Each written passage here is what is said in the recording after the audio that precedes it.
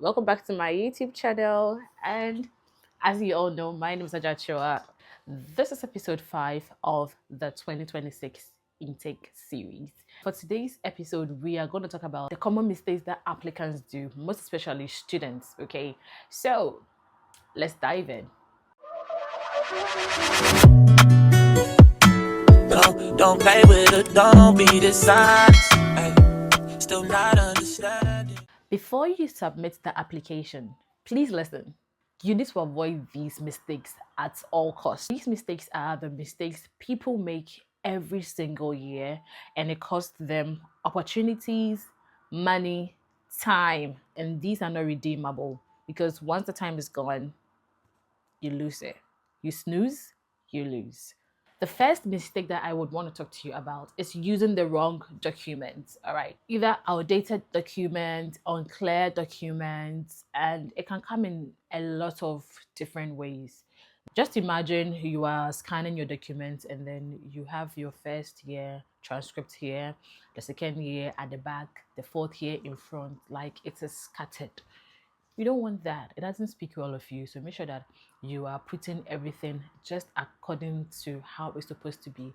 The first one first, second one, third one, fourth one, or the fourth one first, third one, second one, first one. So in any order, it has to follow suit. Okay. Sometimes it depends on the university as well. So when they're sending it to you, make sure that you are, if it's a hard copy you're going to get, make sure that you are having it in that sequential order. Make sure that it is following you either in ascending order or descending order. Do you get my point? Exactly. The other thing that you also need to know is about passports. Okay, if your passport is expiring, like let's say you want to come to school in May 2026 and then your passport is expiring in April, it is not a good one because anything can happen. Your visa process might be delayed and then you might be asked to come in April. And who is going to be able to come in April if your passport is expiring in April? Nobody. Exactly. So you don't want that to happen to you.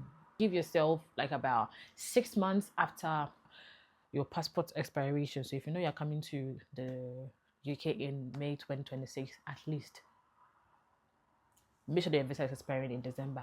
Therefore, if you know that your visa is expiring like a month after, make sure that you're doing a new one. Start the process with a new passport. Do not fall into that trap. I've been there before and I know exactly what I'm talking about. It's nearly affected my coming. So please don't make that mistake. Thank you. If you want me to explain that part further, you can let me know in the comment section and I'll do that. Wrong certificates, okay. Wrong certificates can be maybe the change of name, editing, mistakes, and all of that.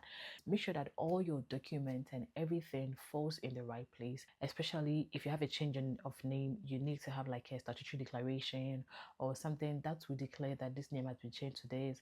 All of those things have to be very, very clear. The date you completed your school, the courses you did, everything is supposed to be visible on the set. There has to be no changes. So make sure that you are seeing correctly as it's supposed to be before you even use it for any other application. And that is on period. So we have discussed unclear transcripts, we have discussed wrong certificates, we have discussed expired passports. Bear in mind that your documents are representing you in UK, okay, and any other country. So if your story is not clear, if your documents are not clear, I mean, the university would boycott you somewhere and proceed with a person that has clear documentation processes and procedures, okay? So please bear that in mind. People apply blindly, okay? Just because somebody has made a TikTok video, like I've made a TikTok video on something or university, it doesn't necessarily mean that is the exact university you need to apply to. You have to make your own research, okay? Do not apply blindly.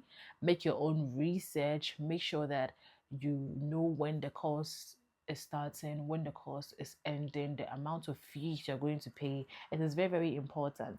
And also make sure that the course that you are going to take or undertake is something that you can relate to. It's something that resonates with you. I always use this word, resonates, because it ought to.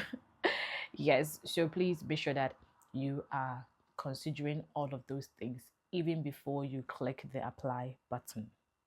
So in short, the best courses are not the ones that are popular. They are the ones that really matches your life, okay?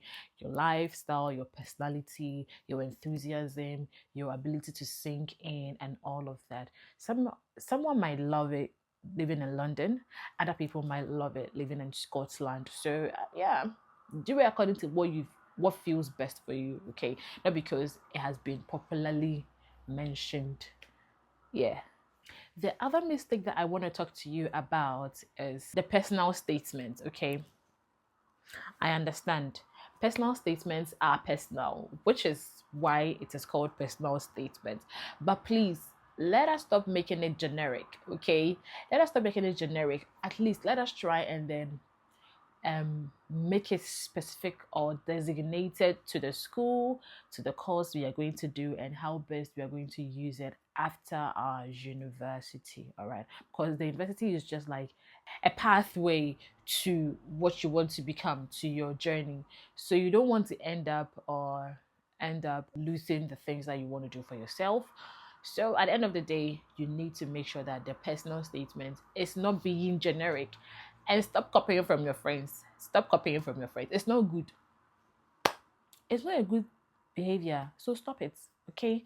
Yeah, that is one thing I need you to know. Stop copying from your friends, and then make sure that you are doing something that resonates with you once again. It needs to reflect your goals. It needs to reflect what you want to do after school, because that school is just a pathway. You are just going to go through the school, and once you are done, the real life begins from there. Yeah, so therefore, a strong application is your truth well explained, okay? Yeah, it's just exactly what you want to do. You're just putting it on paper for them to see, because you are not there to physically read it to them. So they need to really redo through your personal statements. That is why it is personal. Another thing that I need you to understand is that you don't have to wait too long before you request for your reference letters and your transcripts, okay? Some of us, we don't even request for our transcripts, reference letters, and all of that, okay? Now, the quickest and the smartest way to get your transcripts is right after you have completed school. Right after you have completed school, you need to make sure that you are getting your transcripts right from there. Okay.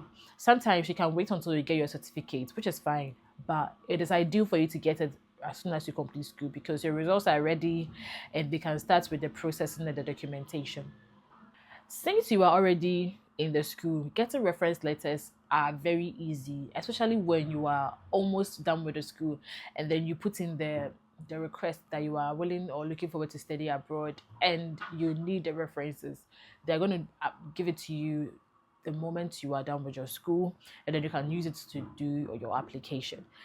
So it is very, very important, and it's very, very crucial for you to put in the request as soon as possible, because some of these things they delay, because the lecturers, the tutors, everybody has his or her own thing that they are doing. So if you want yours to be done like real quick, give it to them as soon as possible so that they can fit it into their time and then work it out for you. The sixth mistake is something that we all are found guilty of. Yeah. But that's the truth. Sometimes we should stop looking for schools that are cheap, okay? We should stop looking for schools just because they are cheap. Sometimes we should look for schools that actually gives us what we want in return. Maybe the course that you're going to do, you might have to pay an expensive tuition because you know what you are looking for. The other thing that you also need to know is about the ability to ignore deadlines. Please, I know you are good. You like to ignore deadlines, like to wait for last minutes. But it is not a good thing. It is not a good thing at all. Make sure that you are checking deadlines, you are meeting deadlines. It is very, very good, especially if you know your timelines. You'll be able to meet them accordingly and you will not miss anything. And the last thing that I want to share with you for today is, please stop ignoring emails. Stop ignoring emails, okay? Because emails are part of you. You don't only have to wake up and check your WhatsApp. Don't wake up and check your social media, to see those who love you online. No. check your emails, because that is where the real deal is. Because no one is coming to DM you on TikTok from a uni. They're always going to DM you from your emails. So make sure that you are checking your emails. Make sure that you are doing everything as it is supposed to be done, in order to save you the stress of missing out with the previous mistake, that is missing deadlines. Because the more you check your emails, the more you are updated and well abreast with what is going on. Yeah, so that is it. And there are more, okay, but these are the prominent ones, and these are the ones that most people always do. Maybe the other ones are just like nitty-gritties, but they can be handled, okay? So please, let's take note of this. And thank you so much for staying up until now. My name is Adwoa, and if you found this video helpful, make sure you're saving it, liking it, and then commenting. You can even say thank you or just give a thumbs up or something. Okay, thank you so much, and I will see you in the next video. Au revoir.